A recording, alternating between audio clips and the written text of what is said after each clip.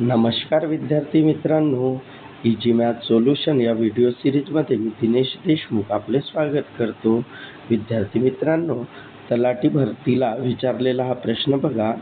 अजय आणि बाबू यांनी अनुक्रमे 16,000 रुपये आणि 12,000 रुपयांची गुंतवणूक करून भागीदारीमध्ये प्रवेश केला.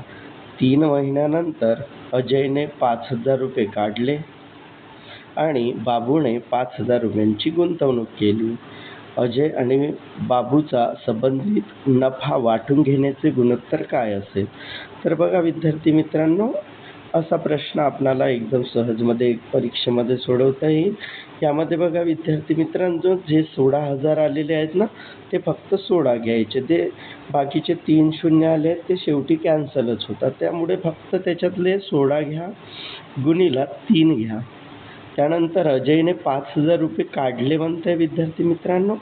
16तून 5 गेले म्हणजे उरले किती विद्यार्थी मित्रांनो? 11. आणि 12तून 3 महिने गेले तर उरले किती? 9 महिने. त्यानंतर विद्यार्थी मित्रांनो, हे झालं अजयचं. आता बाबूचं पहा. बाबूने 12,000 रुपयांची गुंतवणूक 3 महिन्यासाठी आणि त्यानंतर विद्यार्थी मित्रांनो 5,000 रुपये आणखी टाकले, म्हणजे 12 आणि 5 17. 17 गुणीला उरलेले महिने किती? 9. त्यानंतर विद्यार्थी मित्रांनो 16 48 अधिक 11 99 12 36 अधिक 17 153. बघा विद्यार्थी मित्रांनो, 9 आणि 8 17शी 7 हातचाला 1 10 आणि 4 14 म्हणजे 147 ला 6 अधिक 3 9 5 आणि 3 8 आणि 1 189. विद्यार्थी मित्रांनो, इथे कोणत्या संख्येचा भाग जाईल? 21चा.